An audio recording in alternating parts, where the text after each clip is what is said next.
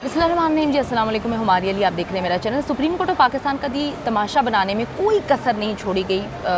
हम सब बड़े शौक थे क्योंकि पाकिस्तान की सबसे बड़ी अदालत जो है सुप्रीम कोर्ट ऑफ पाकिस्तान है, और अगर कहीं पर कोई मामला सेटल नहीं होते तो हर बंदा जो है वो सुप्रीम कोर्ट का दरवाज़ा खटखटाता है और उम्मीद होती है कि भी वहाँ से सुनवाई की जाएगी।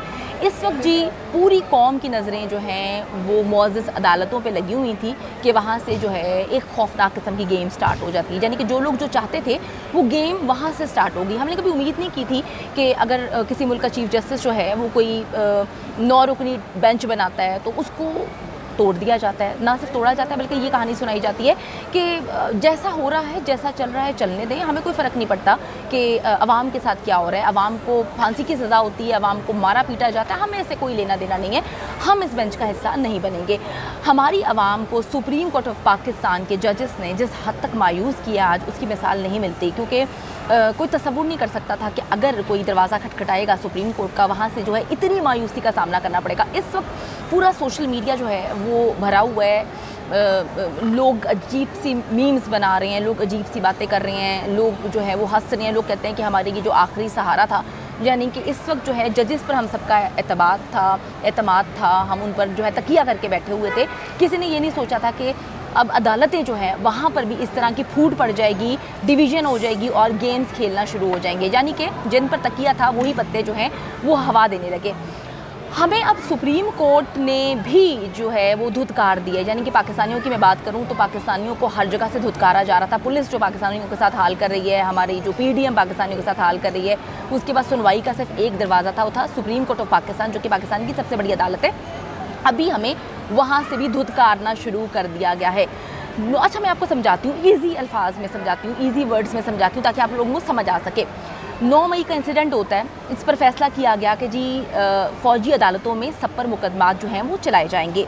पीटीआई पाकिस्तान तहरीक इंसाफ के कुछ लोग वहाँ पे थे जिसमें उन्होंने कहा कि जी उनका कोई लेना देना नहीं है, तो हम चाहते हैं कि सिविलियंस हैं और जो हैं वो सिविलियंस अदालतों में ही ये सारे मामला हैंडल करें और करना भी चाहिए। तो पीटीआई ने सुप्रीम कोर्ट ऑफ पाकिस्तान में दरख्वास्त दायर की, उन्होंने दरवाज़ा वहाँ का खटखटाया कि ये सिविलियंस हैं और सिविलियन अदालतों में ही इन पर मुकदमे चलने चाहिए, जिस पर चीफ जस्टिस ऑफ पाकिस्तान ने, जो कि उमर अता बंदयाल साहब हैं, उन्होंने 9 रुकनी बेंच तश्कील दे दिया कि 9 रुकनी बेंच जो है इस पर फैसला करेगा, सारे केस को सुनेगा, समाअत होगी और सारे मामला जो है वो तय किए जाएंगे। पर आज अदालत में खूब तमाशा लगा। यकीन करें कि इस वक्त पाकिस्तान का तमाशा पूरी दुनिया में फैला हुआ है। अगर मैं थोड़ा सा आपको बात बताऊं कि पाकिस्तान का एक सहाफ़ी, नामवर सहाफ़ी इमरान रियाज जो है वो गायब है, 42 डेज़ हो गए हैं उसको गायब हुए हुए, लेकिन हमारा मीडिया, गोदी मीडिया मुकम्मल तौर पर खामोश है।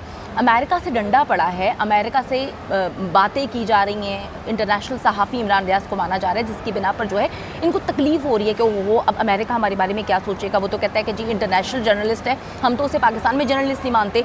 इमरान रियाज के साथ जो कुछ हुआ, अदालतें उसको जिस तरह से फेस करेंगी, मुझे कहने की ज़रूरत नहीं है, ना आप अंधे हैं, ना आप गूंगे हैं, ना हम बहरे हैं, ठीक है, हमें सब नज़र आ रहा है। अब जी आज अदालत में अजीब सा तमाशा लगा और पूरी दुनिया ने इसको रिपोर्ट किया है, लोग बातें कर रहे हैं इस पर। अच्छा, क्योंकि जो जस्टिस काजी फाइज ईसा हैं, जो कि future chief justice of Pakistan हैं, सितंबर से जो है वो अपना चार्ज संभालेंगे, उन्होंने एक अजीब सी बात की। उन्होंने कहा कि जी ये केस तो सुनना ही नहीं चाहिए, यानी कि फ़ौजी अदालतों में ये केस अगर लगा है तो फ़ौजी अदालतों में ही ये केस सुनना चाहिए, कोई ज़रूरत नहीं है इस केस को जो है हमें यहाँ पे सुनने की, उन्हीं को चलाने दो और जो वो फैसला करते हैं, जो उसका रिज़ल्ट आता है उस पर इम्प्लीमेंटेशन होना चाहिए।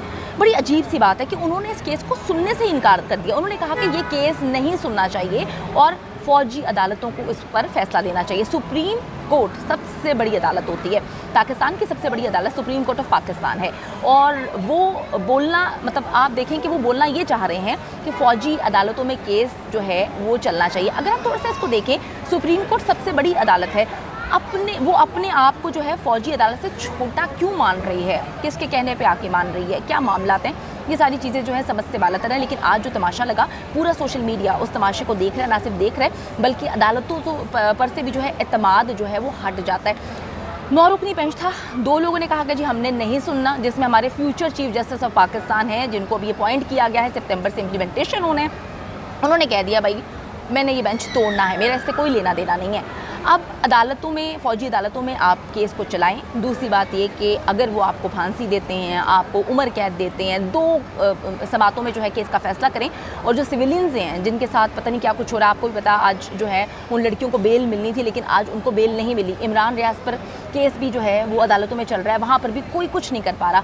जस्टिस काजी फ़ाइज़ ईसा ने बेंच में बैठने से माज़रत कर ली और ये 9 रुकनी बेंच जो है वो मुकम्मल तौर पर आज टूट गया था, मतलब खलास हो गया। अब आप वो कहते हैं जी फ़ौजी अदालतों में ही समाअत होनी चाहिए और मैं इस बेंच को जो है बेंच तस्वुर नहीं करता है। मैं केस सुनने से माज़रत करता हूँ, इससे पहले प्रैक्टिस एंड प्रोसीजर एक्ट वाले केस का फ़ैसला आना चाहिए। नामजद chief justice of Pakistan Qazi Faez Isa 9 रुकनी बेंच से अलहदा हो गए। 7 रुकनी बेंच ने इस केस पर फैसला सुना 1:30 बजे के करीब और फिर उन्होंने इस पर जो है वो मामलात को देखा। तो बड़ी अजीब सी बात है कि सुप्रीम कोर्ट के 7 रुकनी बेंच के सामने फ़ौजी अदालतों में शहरियों के मुकदमात के खिलाफ दरख्वास्त पर दलाइल देते हुए एतजाज़ एहसन साहब, जो कि इस वक्त जो है अवाम की आखिरी उम्मीद है, वैसे तो आखिरी उम्मीद चीफ जस्टिस ऑफ पाकिस्तान भी थे, लेकिन उनके हाथ इतने बंधे हुए हैं, वो इतने जकड़े हुए हैं, उन पर इतना प्रेशर है, उनको जिस तरह से मरियम नवाज़ साहिबा जो है धमकियां देती हैं, उनकी तज़हीक करती हैं, यकीन करें दिल खून के आंसू होता है। लेकिन क्या करें, हम तो कुछ बोल भी नहीं सकते, हम तो गूंगे बन के रहेंगे इस मुल्क में।